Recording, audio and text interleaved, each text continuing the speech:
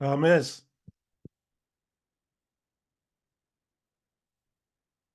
Thomas, can you hear Sir, me? I can. Can you hear me? I can hear you now. Great, man. All right, good to see you. Good to see you. So Hey, let's make it happen. And I was just thinking about the chance to see you again. I haven't seen you since you left our pristine New England waters and back to yes. your southern homeland. But Um, you know I come up there though. Like I'll be back up there in April, and okay. I come up about once or twice a semester. Oh, So yeah, just want to let you know I still make my way up there. It's just short excellent. trips. Yes, So sir. so well, it was for business or pleasure. Mostly, no, it's actually mostly business. Okay. When I'm up there, I'm either doing some work with because I still work with the Yale School of Environment with our Heartwood podcast that we were doing, and then I still connect with a few people in the city who actually have connections here in the state with my forestry background on some environmental justice stuff and some landowner stuff. So yeah, so I still connect with people on the stuff I did when I was there. Great. So I mean, we were talking to Thomas Rashad Easley, and we both have the first last name. Our parents had good taste. Uh, Yes. so share with folks a little bit about your journey in terms of Alabama A&M, and then at Yale, and now what you're doing in terms of your diversity consulting. I guess I want to remind people for Black History Month that when I say Alabama A&M, people they may have forgotten that agricultural and mining. So people whatever you may think about Booker T and other folks when they kind of started us on this path of really uh, I would say economic liberation, but agricultural and mining. I mean that's where the gold is. That's where the platinum is. That's where the ore is. So it's something we can look back at our history and understand that people try to point us in the right direction. It's up to us now not to get distracted and Yeah. waylaid and exit strategies. Uh, Yes, sir. Thomas, just before I jump in more detail and allow you to kind of share about your diversity, I want to just get rid of the elephant in the room, and I don't mean Donald Trump, but I do mean Gaza and the Middle East crisis, and I say that in the sense of given your work, and I want you to kind of specify the new title of your diversity consulting. But it seems to me that folks, and I'm not trying to throw you a curveball, but it seems to me that even in just the general workplace as we speak right now, anywhere in the world this issue of the Middle East, probably, you're around your coffee or you're around your water cooler or just in a meeting, that this global tension kind of impacts, I think, how people perceive the world and even how they deal with others. And they may say something and slip, and then somebody else might make it into argument, might be a vociferous kind of thing over this tension that's going on. And so weave in what if you can follow me, what I'm trying to say here in terms of your work, because the diversity, inclusion, and equity work, whether you call it affirmative action or whatever you want to call it, or Rodney King, can we all just get along? This perpetual struggle is really fascinating. I just wonder whether you had any thoughts about just the general workplace right now, or what people kind of advice you might want to or share with folks about. Let's just get along and not get too distracted, share our views, and not let our ideological uh, handprints kind of slap people in the face either directly or indirectly. You say ideological handprints because I think that we all have them. I think every person, especially if you're in the workplace, you're going to have an opinion, you're going to have an idea, or you're going to have some type of an ideology. I think when we deal with these global tragedies or war or things going on around the world, unfortunately, there's so much information, and then there's not enough specific information Mm, that say we can access ourselves unless we're there, or hmm unless we're in the war, unless we know people who were there, unless we've been there ourselves, or we're there, like, literally. And so that's why I love how you said that about the ideological handprint, because I do think that our society, in my opinion, is built a lot on secrets, mm, and the things that people hold secret are the things that, in many ways, I think that lead and guide what it is that they do. This is what I mm, mean. Like in the workplace, people don't talk about how much they make, hmm but the money and why you're there, that the money is one of the main reasons why you're there. You hmm see, like, the check that you're getting. People say we shouldn't talk about politics, but politics will affect where you do some of your social things, hmm where you give your money, who you hang out with, right? So these things that are so pivotal to who we are, even church and state, um, we live in a society where things are secret. And my thing is, I like when you mentioned Rodney King, and you said, can we all get along? I think we can all get along if we can admit that we don't know it all. Mm, And I think that no one likes war. I don't think mm, anyone likes war. I think that that's the one commonality that most people have. I don't think people should be subjected to war. I think we should try to find a way for peace. So then my thing is, okay, if we can at least hold that, then anything else is kind of up in the air because we don't know. And my hmm. thing is, since I don't know something, I'm not, what I don't know, I don't argue about. You see, and that's how I engage with people in the workplace. So I don't know, someone says, what's your opinion? I'll admit I do have one, but then I'll determine whether or not I want to share it based on whether or not I know something. So when I'm working with people, I don't resist talking to them because I don't walk in with this full position that I think, oh yeah, this is what I do. I walk in and go, this is what I feel, this is what I'm thinking, but what do I know? And then Hmm. that allows me to learn from other people. And then I also still say, I do think war is, I'm not going to say wrong because war is a part of what we do. Just like some people say conflict is wrong. No, it's not. Conflict is part of the way that we exist. That's how we Mm. figure things out. So I think that war, I don't like war. And I don't think that, I hate that people are in war, but my hope is that people will get out of this and that we will either find a way to support those who are the most horribly affected by this, and that we will also be supportive of those people in various ways, whether it's a listening ear, whether we can give funds, whether we can challenge our politicians, or whether we can be a safe haven for people. Excellent. So let's segue in terms of some of your diversity work, and certainly over the next 40 or so minutes, I want to talk about your artistic commitment and passion and profession and business in that regard, and then your forestry work, whether call it saving the whales or just saving ourselves. So, but but just elaborate a little bit more about in terms of your diversity consulting, because it seems to me that you share with people what you do in this regard and why they should even maybe try to look you up and see if they can economically commune with you. Sure. Okay. Well, just real quick, I want to ask, do you still want me to say anything about Alabama A&M, like my Well, background there? yeah, sure. Okay, let's jump to your background because it's so I find it really fascinating with you spent time in North Carolina, you're in North Hmm. Carolina now and in Alabama, Hmm. and so you're a Yes, sir. global person, and obviously the cold spell up here in Yaletown, some people call it New Haven. So yeah, we can jump back to some of your formative years in terms, even as you look back. I mean, I'll throw the question out. Were there one or two pivotal moments that you think caused you to consider Alabama A&M versus another? Was there a high school student or a high school teacher or a Sunday school teacher, or was there something that you can flash back in your memory that kind of spurred you on to kind of make that first step? That is a great question, Mr. Fishman. Thank you for that. What it was I did not know that I was going to college, Hmm. meaning that I didn't know how I was going to pay for it. I had no idea what I was going to major in before I went. Alabama A&M Agricultural and Mechanical University, founded by William Hoover Council, 1875. I Hmm. always say that, because they make sure that they drill that into us. They did a summer program that was sponsored by the USDA.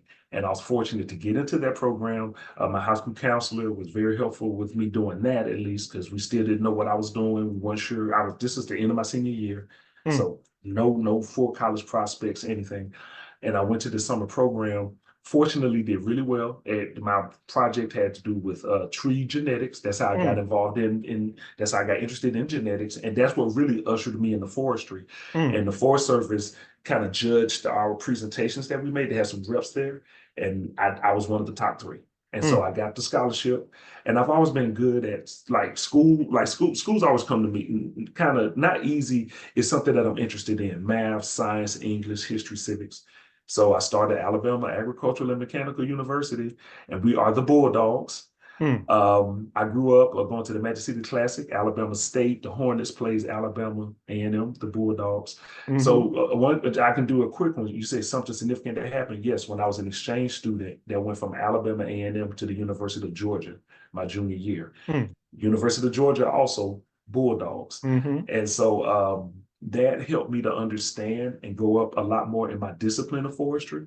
Because when I got to Georgia, what I felt like I saw at Georgia was a plethora of ways that forestry was taught. That's not to minimize at Alabama A&M, but one of the things I noticed at a lot of land grants, especially if they have support like by the government, that those programs, you kind of cultivate the people to go to the people who support you. Whereas when I went to UGA, which was a white university, historical white university, there were avenues to the government, but there were also avenues to private companies, to corporations, to starting your own business.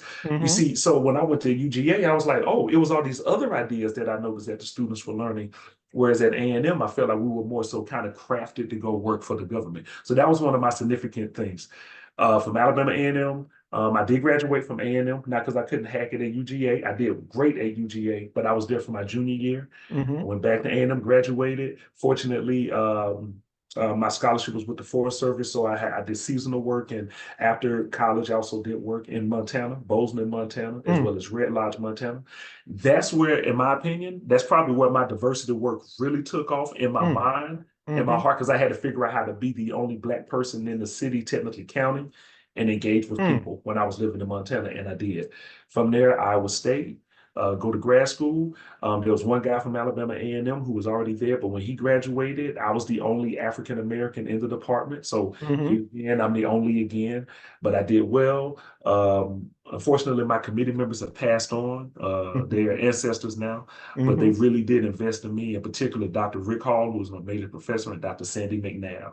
Mm, Um, and then from there, I started working in urban forestry. I didn't go to school for urban forestry, but I worked in urban forestry. I went to school for traditional forestry. I got mm-hmm. my master's in genetics and forestry, but I'm working in urban. So now I'm getting this experience in grant writing, working with remote sensing, GIS, GPS, and Mm-hmm. also working with a nonprofit. See, I wasn't brought up to do that. So now I'm learning all of this. I finished there, and then I end up at NC State. And then, in my Mm, opinion, I would say at NC State is where, like, Forest Service was the first start of my career. NC State was the second. And so when I got to NC State, that's when my official diversity job happened. And I was the director of diversity in the College of Natural Resources at NC State. And I'll hush and just after this, just say no, no, all of please. those experiences from Alabama A&M and growing up in Birmingham and being a child of civil rights activists, my mother and my father. Birmingham. Birmingham, you said it right, of course, Mm-hmm. Birmingham. So that also plays a big part in my upbringing, right? And I'm a proud Black person. I'm Mm-hmm. proud, you know. I thank my family for that. Alabama A&M Black school, the pride gets amplified, you know, because we know how to take care of each other at a HBCU. And then going to Iowa State, and UGA, I was able to show that the intelligence that my community gave me could hack it anywhere because it made Mm, it there. And then I do all this other work and get all this other experience that I didn't go to school for. A&M always told me, be prepared, you know, adjust, adapt, acclimate.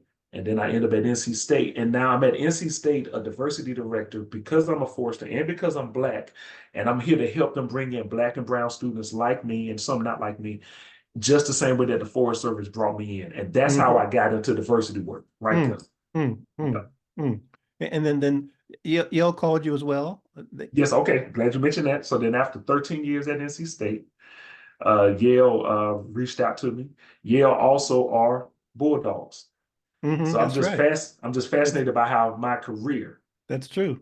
my life, my calling has always been with the Bulldogs, but it started off with A&M. And that's why I Mm-hmm. always give A&M the props first. Even That's though right. Yale was founded in 1701, we were 1875.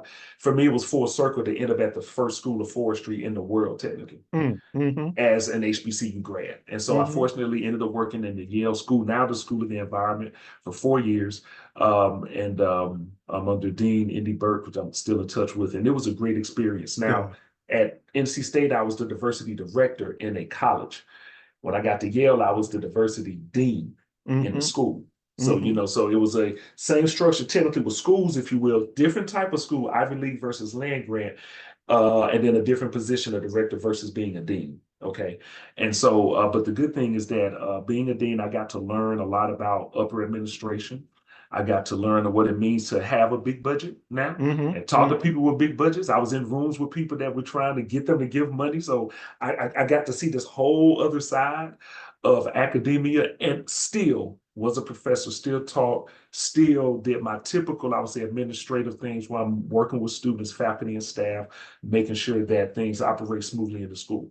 And the thing that I can say about when I was there at Yale is like people like you in the community and you and I were in touch, like the whole time that I was there. Mhm. I was fortunate. One, like I said, I'm a proud Black person, right? So I'm interacting with other beautiful Black people in New Haven. Like when I got there, my ignorance was, I'm not sure people actually know how Black this city is. But what I do know is that, no, many people do know how Black this city is and how amazing that it is and how powerful it is. If I didn't have the connections in the city, and my cousin is there too, and my sister Oh, lived in tremendous. Hartford, you see, so Tremendous. if I didn't have the family, if I didn't have the community, Mr. Ficklin, I do think that it probably would have been a different existence for me at Yale. Mm, mm, mm, I mean, Yale is a mm. great place, but the people in the community and the city are even more beautiful. And when you know who you are and you're proud of who you are, when you're in a place that's always on edge and kind of could challenge you, it's good to know that you have, like I said, people like you, my cousin Patrick Mitchell, and other people in the community that I could go to, and not just go to for I need help. I could go to for ideas on what I need to do, and I could go to for instruction on where I need to go. So that's the other thing. It wasn't like Excellent. using the community; it was being instructed by the community too. Excellent. And before we go to your I mean, you wear several professional hats, but your Mhm. diversity consulting work and your that in terms of your purpose and passion and product, weave in, if you would, in terms of the story. And I'm glad you kind of provided your origin story in a way. Weave in your uh, the words that come to me is your religious revelation, but that journey that journey that I think has been somewhat parallel to your so-called I want to say so-called your professional life. Uh, where did the church commitment, the religious commitment, the ministerial commitment kind of was it parallel? Was it It was. integrated with everything that you're talking about, or was it kind of those various ingredients? How do we have I have a Creole in front of me, so I have a professional Creole in front of me, excuse the expression. So I'm just a gumbo in front of me. Oh man, look, listen, I'm trying. No, I'm not going to do because people are saying thank you for the. I'm not going to do that. No, but it's so hard not to because I've never been asked that. No one has ever asked me that in the interview about my spiritual or my religious background Hmm. and how that. So my religious background really guided me the whole time. I love your question. So this is in the challenge of your question. The religious and spiritual aspect of me is the most important part. Hmm. It doesn't run. It can't run parallel because it informs everything else. Hmm. Hmm. So for me, if I didn't have that, I wouldn't have been able to reach out to people in the New Haven community to help me. I wouldn't have been able to connect with people in Raleigh, North Carolina to connect with me because I would be being so insecure. I wouldn't want to reach out. I want to remain small Hmm. and shrink. Hmm. So my relationship with my creator, Hmm. it has evolved over time. I grew up in the church. But I also, when my grandmother died when I was in high school, I converted to Islam, joined the Nation of Islam before becoming a Sunni Orthodox Muslim. Hmm. And so so just like I have professional hats, I've had many religious hats that I've worn over Hmm. time. And I'm thankful for that because it's informed me how to work with people and how to talk to people. And it's helped me to value people as just beautiful beings more so than just tearing them down, even people who don't look like me. Hmm. And so my religious background is what helped me, it sustained me Hmm. in my work in this diversity work. Because what my religious background and my spiritual background tells me is this. I'll keep it simple because I don't want to proselytize the people here, but my spiritual background tells me that we all come from the same source. Hmm. Okay, we all, because it's ashes to ashes, dust to dust. We shall return.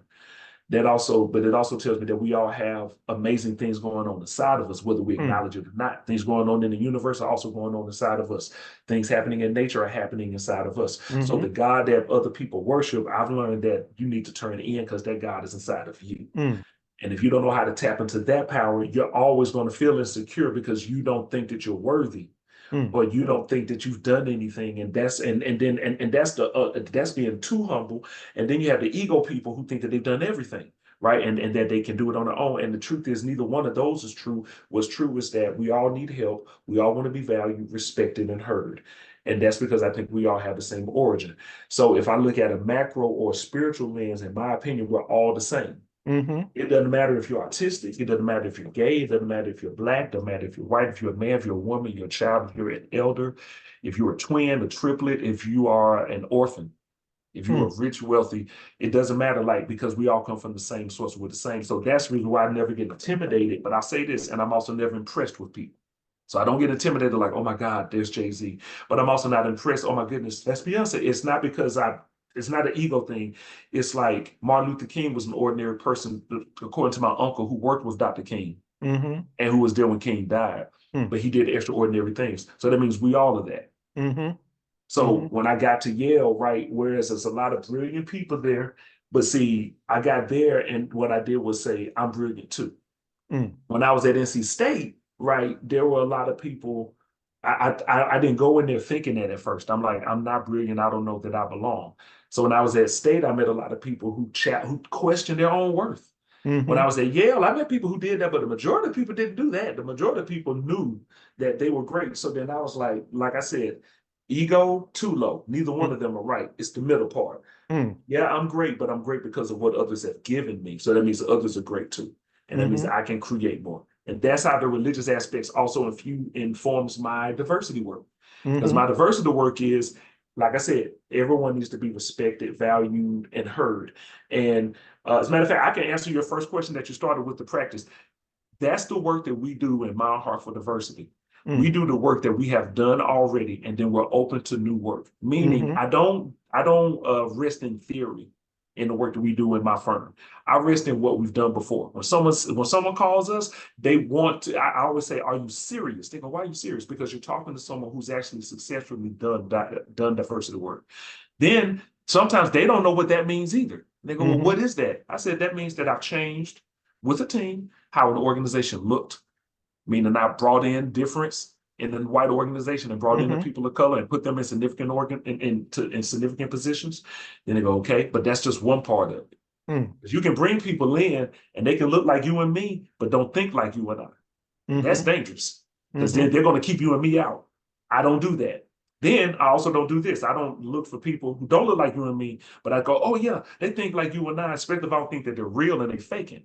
No, I work with people who come in, I work with them, find out what they can do, help to put them in a place where they'll be the most efficient and the most effective. And then the other thing we did at Yale and the NC State is then we changed how it operated. So not only did we bring people in, but remember I said put them in significant positions. When I Mm-hmm. was at NC State, the first hire I had was of a full professor. The first full professor that we had in the school, his name was Myron Floyd. He is now the dean of the College of Natural Resources at NC State. Mm. That's what I tell people when I say change how it operated, not just how it looked, but how it operated. Because Myron does not have the same ideas. He has, oh, excuse me. Myron doesn't have all the same ideas that his white predecessors have. He has some. Then Mm-hmm. Myron has his own. Mm-hmm. At Yale, I was the assistant dean. Okay. When I left, there was an associate dean. Mm. Okay. And when I was there, it was me by myself by almost the first year. Then brought in my sister, Yolanda Quinonez from the Bronx, New York. That's my sister for forever. Mm-hmm. But when I left, it was an associate dean with another dean under her and another person. So you Mm. see, right? You see, so you see, that's the thing, right? I look at what I do and go, wow, if people are impressed by what I do, I'm like, great. But then people come behind me and can do even greater. Just like people who came before me did great. So I make sure that I pay homage to them. And to me, that's how diversity works. Don't disrespect the people who came before you, but you can challenge it if they've done some things off because nothing is perfect. And leave the door open for those coming behind you Mm-hmm. so that they can pick up the mantle and carry it further than you. Mm-hmm. So And for folks to name drop in terms of your contact information, in terms of your consulting firm, how folks can kind of, the purpose of us chatting or kind of give a 35-minute, 45-minute tease to folks to kind of recognize that the resource that you bring, not only just to the South, but to the world. yes, So sir. your best contact information for your firm? Mindheartfordiversity.com is the website. From there, you can also reach me. You can email me at treasley at mindheartfordiversity.com. I can go ahead and give you our number too, 919-521-8506. Yes, we have our own number. And then you can find me on Instagram, Dr. Thomas Rashad Easley. And you can find me on Facebook, the same under Mind Heart for Diversity.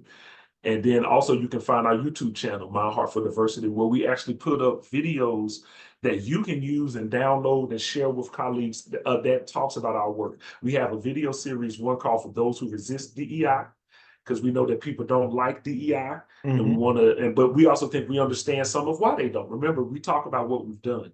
We have Mm-hmm. another series about how to make a welcoming workplace. It's a 10-part series, so that you can get that.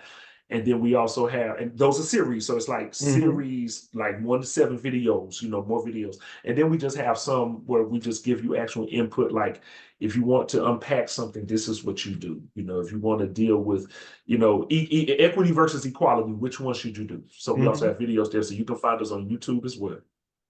I do want to take a further deep dive in terms of your consulting practice at the moment. But I want you to kind of just also weave in. You've referenced. I'm really pleased with your transparency in terms of your religious journey, your spiritual journey, and the very and I'll say the ecclesiastical journey that you've got that you've been on, Mhm. as well as your academic journey. But we've in what this is I guess now the 51st year, the celebration of if you will, the origin of hip hop. Yeah. We've in where that kind of that thread also kind of entered your persona and share a little bit about because you have I think you've had several productions in the last 2 or 3 years. So weave Yes. that in, Yeah. not to say that you're the only Renaissance man on the planet, but I was Right. so glad to kind of chat with you because I know you could illustrate to people listening that we have gifts. We have gifts. Yes. Yes. Well, hey, in the Christian stance, they say God gave us gifts, and if you don't use those gifts, God will take them away. Mm, And so I do think that, and talents and gifts sometimes are different, but for some people they're interchangeable. They're the same thing. mm-hmm. We are entering, and I just want to add just some more layers to it. Yeah, we're Sure. entering the 51st year of recorded hip hop music. And I have a label that's called Easley, that's entitled Easley Branch. Of course, it's named after me. We have artists, producers, musicians, and we also work with nonprofits and other churches in particular to create musical content. And you can find us on the Easley Branch YouTube page, also Mm-hmm. easleybranch.com. We have a website too, so you can go there and find our materials and find the artists who I and now others work with. The really powerful thing about the talent and the gift is I think that when people have typical 9 to 5s, or children who go to school, Mm, from 8 to 4, 8 to 3, 8 to 5, it's really interesting how jobs, schools, and prisons have something in common, mm, mm, that you're not in control of your own time. mm, So you do what somebody else tells you to do. When you live a life like that, the artist inside of you, the creative inside of you, either wants to fight against it, or it gets to a point where it is kind of socialized out of you.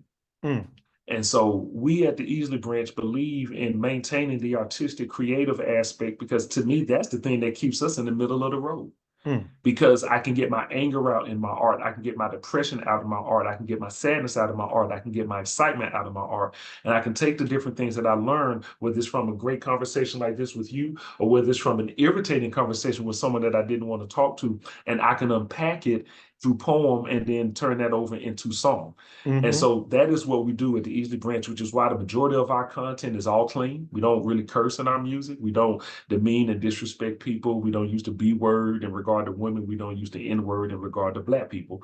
We just don't do that. So the same way we don't do that to ourselves, we also don't do that to other people. Mm, We also don't let people come into our camp and bring that kind of energy. We've had some of that that's happened. One thing we're not is nonviolent in my label, but we are peaceful. Don't mm, cross us the wrong way, because we ain't Dr. King. But Dr. King carried it, we do too. So we let people know that, and I'm not saying that to brag and that like we're tough. I'm saying that some people think that just because you're a nerd that you won't protect yourself. We're mm, nerdy on our label. We believe in talking about intelligent stuff. We're like where Native Tongue left off, where Kanye West, the college dropout, and after that, I ain't talking about nothing else with regard to him. We pick up with that regard. We're all about mm, intelligence, peace, and positivity, but we're also like Wu-Tang. We also come from areas where we had to defend ourselves. And when you're a person of color and you do move through the ranks, that's a normal, like you said, I'm not the only Renaissance man. How many people of color have had to survive in their home environments, let alone in a professional environment? mm-hmm. One environment I'm dodging my life. Let's say that's home, that's the hood, that's where I grew up. One environment I feel like I'm trying to find my peace. If I don't feel my peace, I want the pain to end, and then that's taking my life. That's a professional setting. And so that's where the spiritual aspect still comes to me, that this gift that was given to me by the Most High, I have to use it to give the Most High glory. And the number one way of doing that is to connect with other people. Mm. We do that in the label, and we support people. I shouldn't say allow, because we're not slave masters, but we support people expressing themselves how they want to. Mm. So, and I'm a Mm. trombonist first. I tell people that I am a hip hop artist myself, but I play the trombone. I am Mm-hmm. a record producer. I do know how to program music as well as play and write music. And then I'm a hip hop artist. I can still break dance. I'm 45. I'm still in the shape of a 25-year-old. And so when we perform, we give you a full show: DJ, dancing, music, hip hop, rhymes, bars, and all. And again, if folks are interested in that aspect of it, the artistic aspect, what's the best place for them? Just reference again your YouTube and other places where they can find out and perhaps even engage you in some performances. Yes, sir. EasleyBranch.com, EASLEY branch.com. And that's the website. YouTube, just find Easley Branch on YouTube. That's the channel. If you want to reach out to me on the music side of things, find us on Instagram under Easley Branch Music. Notice with the diversity is Dr. Thomas Rashard Easley. But with the music, you find me at Easley Branch Music.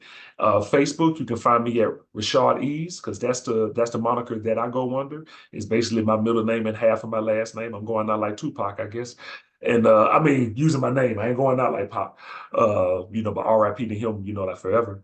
And then our email is info@easleybranch.com if you want to find us. Excellent. If it's okay with you, let's spend it now maybe 10 or so minutes, 15 minutes on this DEI industry, whatever term or category you think or definition pertains. My mind goes back to affirmative action, as I mentioned, Rodney King, the Bible, the Ten Commandments, the Book of Thomas. That this issue seems to me, whether we are engaging in this dystopian precipice of the end of the world, which is not just, I don't think, a hyperbole in terms of the potential to eliminate us. But everyone recently, and it could be just a matter of my cohort of folks that I interact with, although I do interact with a lot of different people, ages, and there seems to be a universal global concern about where this planet is heading, as you say, not only from an ecological standpoint, political standpoint, religious standpoint, society standpoint. So I'm trying to weave in your clear commitment on your journey on the planet thus far, and where this world, and you referenced MLK several times, Junior. Where do we go? Where do we go from here? It seems to me that you're devoting so much of your life to this and to getting some collective answers and or collective solutions to where do we go from here? Where can we go from here? Where may we go from here? Mr. Strickland, the reason why I'm smiling, laughing, and I never take like when I'm speaking to a leader like yourself. I'm smiling because you just asked me the title. You mentioned King's the title of his last book. So when you said, "Where do we go from here?" I was like, "Well, that was his book, and that's Right. what he." And I feel like his book has solutions in it, which is another one of the reasons why he was taken out. Mm. So I just want to say that I actually think an answer to what you just asked me is that text. Mm. It's Martin Luther King's book. Okay, for a couple of reasons. One, he dealt with in that book how, because the same issues he talked about then in the 60s when he wrote that book, we're still dealing with now in 2023, 60 Mm-hmm. plus 6 decades later. Mm-hmm. He dealt with the fear of love in that book, I feel, Mm. because the fear of love is the root of all of the indiscretions and injustices that we're dealing with, from racism to sexism. And he talked about how that he gave ways that we can listen to each other, hear each other, and really make space for each other. To me, that's the human side, Mm. which is what my spiritual practice teaches me that I need to do. That's the reason why I stay humble. I know that there are things that I know, but what I also know is that, like I remember when I met you when I first came to New Haven, when you started breaking the history down, like when I came there, because you connected me to the mayor at the time, and did that. I'm like, I didn't know all that was going on here. If I would have come in there like I knew everything, I couldn't have taken the advice you gave me Mm. and the intelligence and used it. You see? Mm. So that's why I stay humble, so that I can always grow and so that I can always be available. That's the human and that's the spiritual side. The ecological side is, for me, it's a little bit more complex because the planet is an ecosystem, Mm. but we talk about the planet like it's different ecosystems. Mm-hmm. What I do here affects those in Antarctica. Mm. What my cousin does in California affects those in China. Mm-hmm. Someone does in Africa, and we know that to be true because Africa is the one continent that everybody wants to take from. Mm. And it's the one continent where the first sign of life ever came from. Mm. And it's the one continent that certain people of different hues try to get away from. Mm. It's the strangest thing, but that's another interview, so I know. Mm.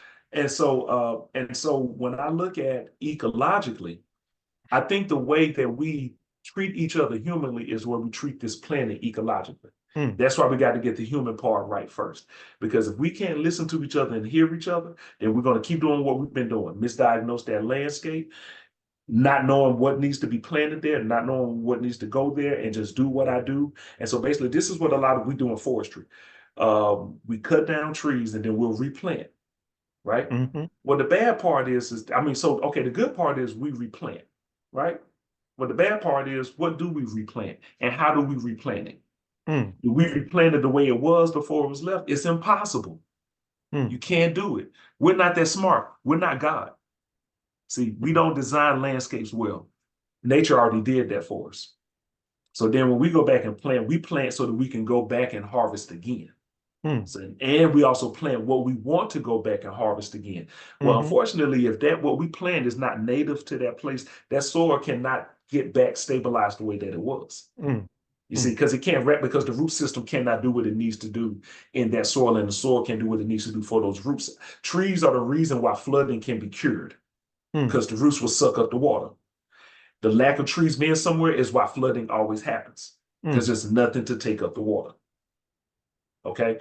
So ecologically, if we're not listening to the earth, we're going to continue to abuse the earth. Just like if we don't listen to each other, we're going to hurt each other. Now, let me just kind of make this very simple, and then I'll hopefully I ask if I've answered your question. Here in Raleigh, I can count more than 5 what some will call microforests that have been cut down in less than 6 months. Now, this is what a microforest is. See, what most people think is a big forest is like Western North Carolina, Asheville's, covered in mountains, number trees. That's what most people think a forest is. But a forest is also what New York City used to look like Mm. before it was overdeveloped. See, trees were there too in Mm-hmm. that part of the state. How do you know? Mm-hmm. Because trees are in every other part of the state of New York. But what do we talk about? We talk about New York City, Mm-hmm. which is the dirtiest and most contaminated part of the state. But that's the place that everybody knows. No one knows. Not that's that corrected. Not a lot of people can talk about Lake Placid. Mm-hmm. A lot of people have been there.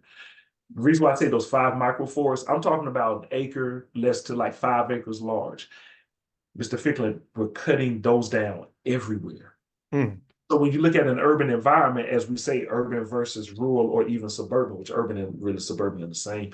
When you look at an urban environment and then we talk about green space, well, we don't have any, or we don't have as much as we need. And it's so developed that there's no understory. So what I'm saying is that if we don't find a way to value chaos in nature, Mm. because what's happening is we're trying to reorder it, and nature doesn't need our help. Mm. If we don't learn how to value a storm when it comes, because see, right now what happens is a storm comes, we protect, but that storm is doing something that the planet actually needs. If we don't know how to value wildfire and keep fuel at a low from our mishaps, but use fire in the way that it needs to be, like the indigenous folks of this land who are also related to you and I actually did, we're not going to save the planet. But Mm-hmm. the planet will save itself, Mm. as the planet has always done. We believe that dinosaurs walked this planet at one time, right? Mm-hmm. I'm gonna speak colloquially. Where they at? So that tells you something. This planet will do what it needs to do for Mm-hmm. itself. We know about African dynasty that are over 10,000 years old. Mm. We know Imhotep was here more than 20,000 years ago. The planet will do what it needs to protect itself. So humans, everybody who's listening, we need to learn to embrace each other and learn to respect this land more, because whether you own land or not, you're probably harming the land, whether you know it or not. If you're not even respecting or praying over your water before you do it, you're not respecting the resources that the Creator has given us. So none of us are guiltless.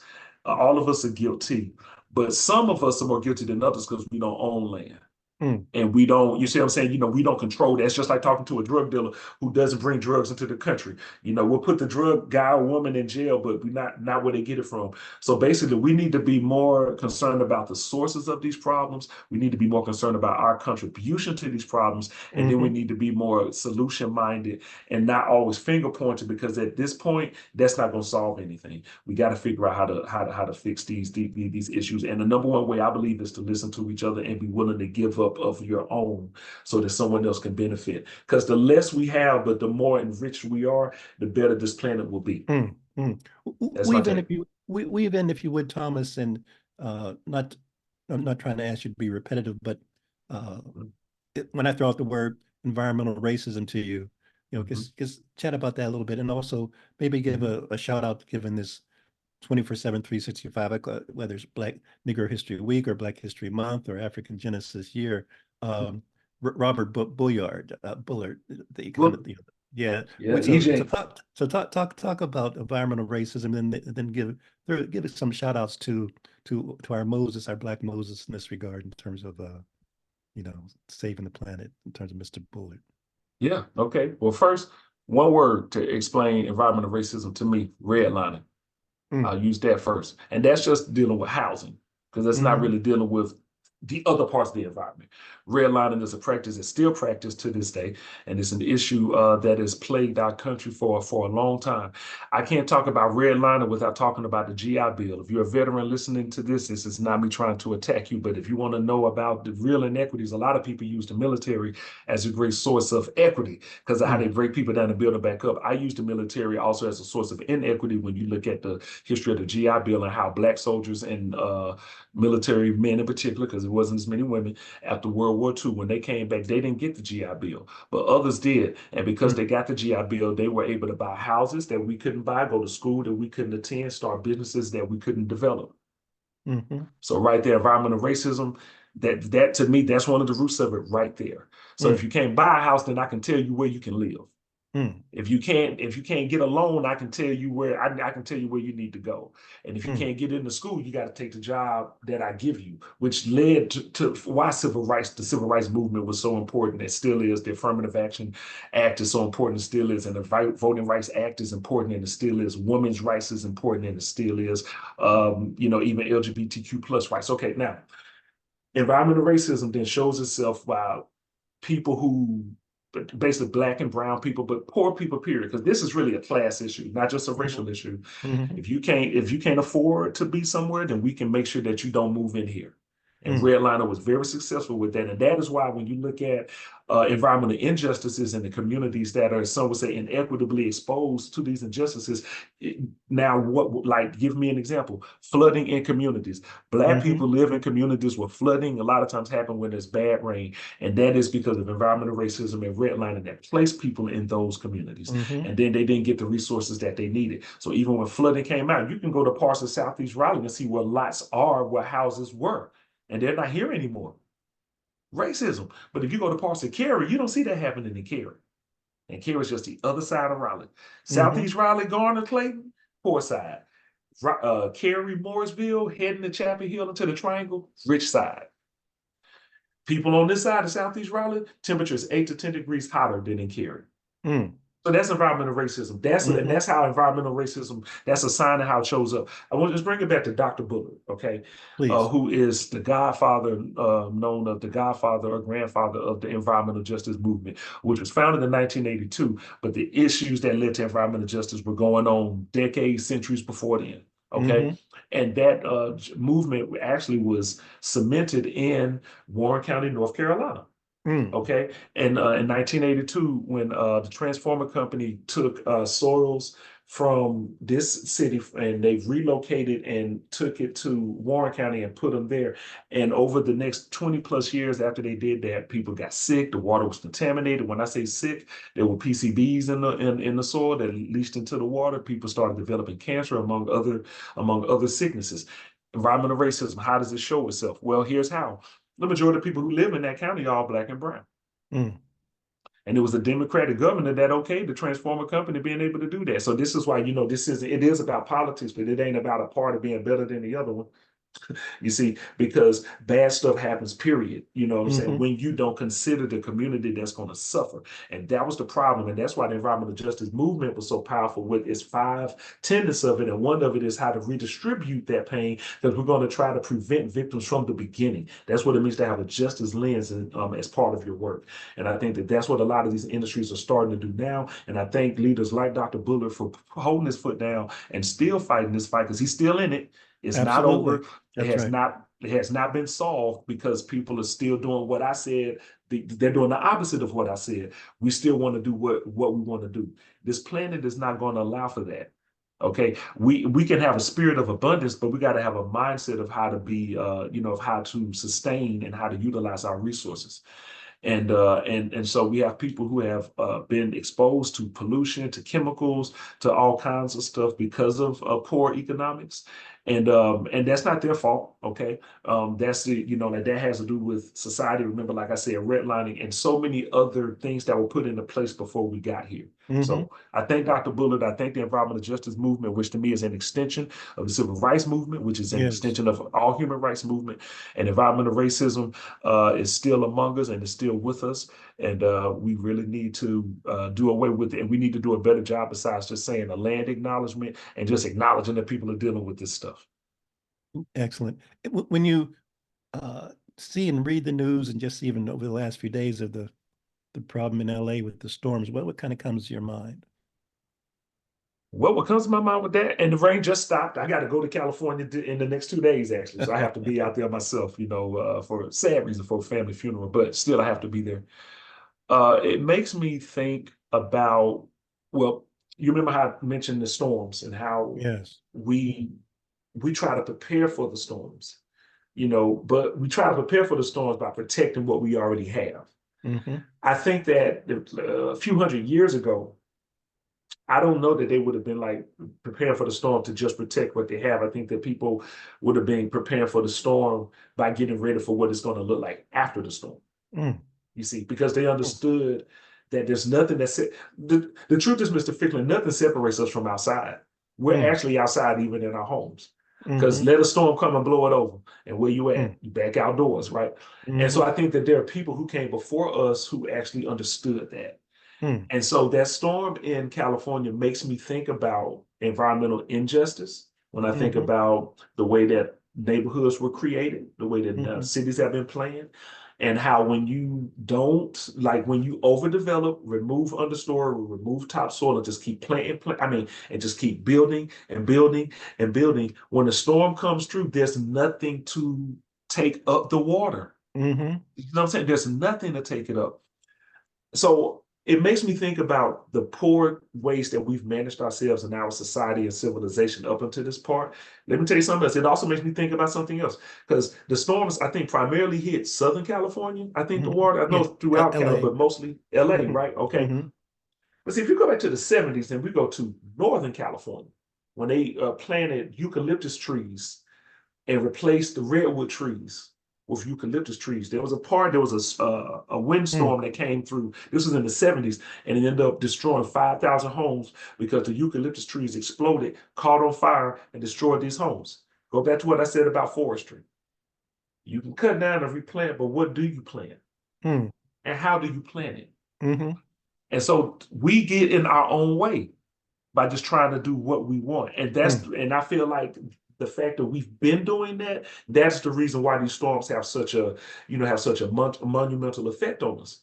Excellent. When they hit, because of the lifestyles that we continue to lead. And so that's not me trying to demean anyone in LA. Hey, please, I hope those who are alive are safe. And I hope that you didn't lose too much. That's not me trying to attack you all, but I am addressing that the reason why we struggle in these storms is because of the privilege and the disadvantage and the advantages that we have in the way that we live now as a Mm. society. Mm. And Mm. that's my opinion. Some can challenge that, but that's my opinion. Thomas, we have about 10 more minutes. Let's Mhm. let people again know the various ways that they can contact you in terms of the various things that you offer. Okay. All right. If you're interested in talking about, and let me put some more language to it, because we don't just do diversity work. If you care about leadership development, organizational development, mentorship, evolving, recruiting, not burning out, how to do strategic planning, okay, how to create curricula, how to implement curricula, how Mm-hmm. to facilitate, how to do this type of organizational growth work and be able to do it once a consultant goes. That's why you call Mind Heart for Diversity. Mm. We prepare you to do it once we leave. That's why I wrote a book and entitled it Mind Heart for Diversity. I point to it, Mind Heart for Diversity. That's why I published a book called that, because I believe that when it comes to this DEI stuff, people can do a lot of it on their own. The genius is inside of us. You can find us at mindheartfordiversity.com. You can find us on Instagram, Dr. Thomas Richard Easley. You can find us on YouTube, mindheartfordiversity.com. The other thing is, in finding our diversity work transcends into our production music work, which you can find more of that at Mm. Mm-hmm. easleybranch.com.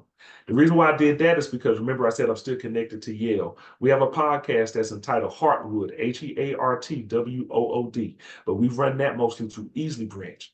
Okay, Mm-hmm. but you can access that podcast anywhere you get, different episodes. So, so on and so forth. You can find us there. Then from there, you can find me on easleybranch.com, and you can find me at Richardies on Facebook or Easley Branch Music. And remember, our artwork is about creating music that is about revolutionary thinking.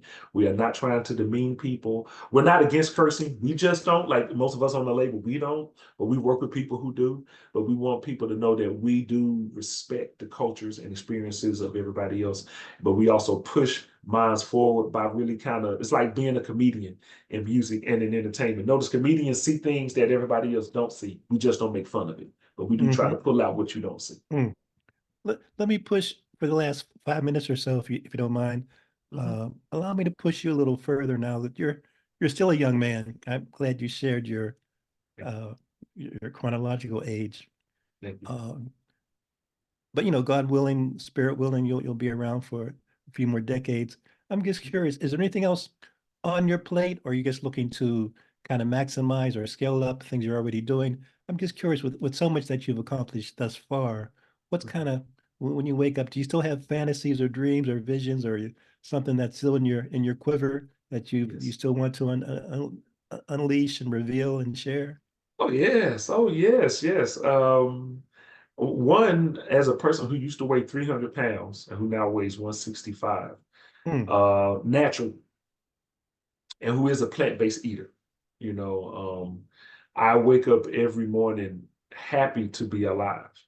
And I mm, wake up every morning going outside barefoot, mm, walking on the grass. I take cold showers in the morning. I'm more excited about my physical fitness mm, and what I can do with my body than I am anything. Because at mm, least right now, with me having all my abilities and faculties, it's the one thing that I can control, which is me. mm-hmm, And so that is what excites me. I can do a full split again.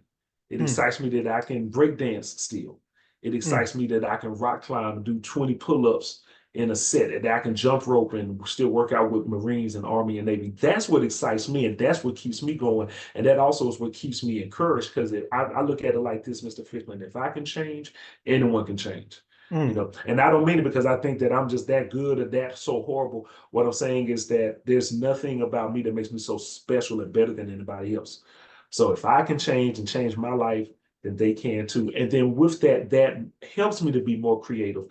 Working on book number 2, Mind Heart Strategies. That's the name of book number 2. We're probably going to convert the name of the business soon to Mind Heart Group, so that mm, people don't just isolate us in diversity. Okay. mm-hmm, So I'm working on that. We're working on an environmental album that's going to be coming out soon called The Branch, mm, where we're working with kids in here in youth, excuse me, youth leaders here in the state to put the album together. And we're now going to be connecting with youth in Pittsburgh, Pennsylvania.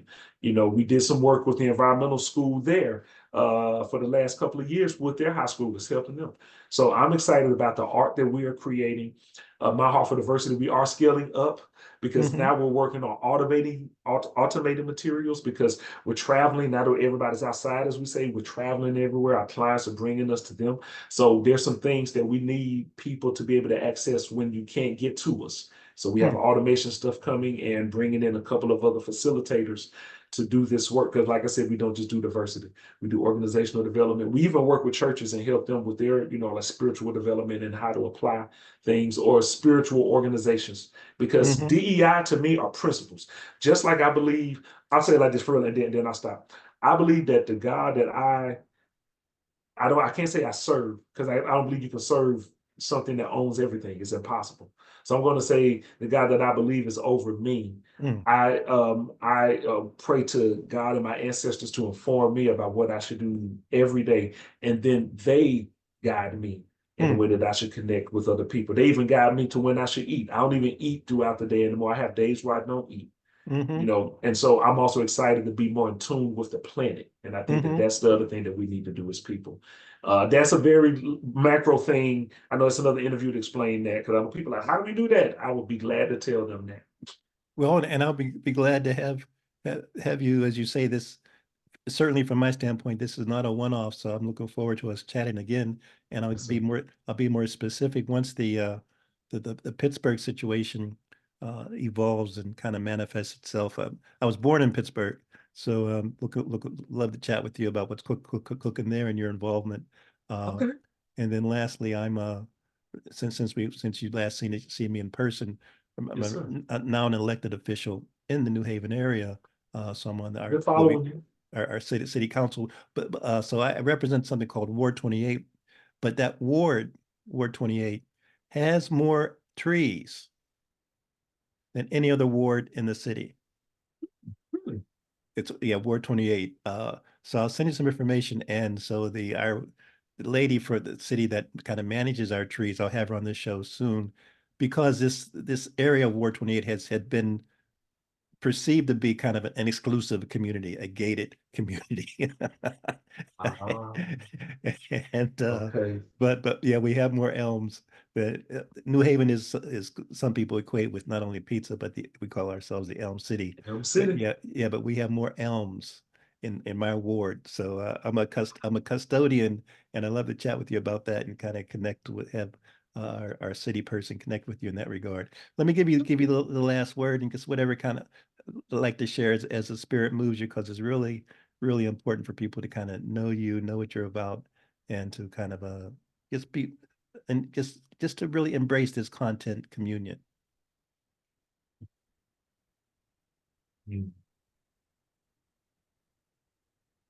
Well, well, communion, the root word of it is going to be to commune. Okay. And to commune I think, is for us to come together and for us to share of what we have. And I think if we can, to celebrate. And if we can't celebrate, to be sad together. And I think that that's the thing. Or if one is celebrating and one is sad, that we're still together because we're communing. We don't control one another's emotions, we control ourselves. And I do think that communion is what we need as humans. And then I'm glad you said that, because you just gave me more ways of saying what I said earlier. And then we need to commune with the planet. Because Yes. I actually believe that the planet, like in religious circles, they'll say God never stops talking. In nature circles, they say nature never stops working. Well, isn't it funny? We say nature and God doesn't sleep, because they're always working. So then that means that maybe some of us, like me, I talk a lot. Okay, I need to You've hush been accused of that. I and find listen. I find that Come on, man. remarkable. No, actually, I haven't been accused of it, but I always accuse myself. Okay, all right. Sadly, I've actually been accused All of right. not, because when I'm in public, I actually don't like to talk, All right. because I'm very shy. All I right. don't even like sometimes people to talk to me in public. It's not because I'm antisocial. Yeah. I'm just like, I don't think I have much to give sometimes. But I do know that I talk a lot, and Yes. I'm one of those people who needs to be quiet and listen when I'm outdoors and when I'm indoors. So everybody, that's also another way of communing. And then that's what some people call a meditation, of praying. But I do believe that communing is also about being silent and turning within. Excellent. Thomas, thank you so much. I'll throw out a little teaser, perhaps as a stimulus for not only our second show, but maybe our third and our fourth over the next year, in Yes, terms sir. of your perspective on plant-based medicines. As you know, psilocybin, LSD, Mhm. magic mushrooms, peyote, all that is kind of resurrecting itself in terms of what nature has been providing. And I'd love to get Yes. your take on that, perhaps for our next show. I'll send you some information, some background information, and then Please, because I have yes. opinions on that and facts. I would, my ESP tells me that you would, and I've done 2 or 3 shows in this regard because there's nature is talking to us as you reference in so many ways, and I think it's an opportunity for us to listen. So I really want to thank you for your time, and we'll be in touch. And as one of my good friends says, until the next time, talk to you soon.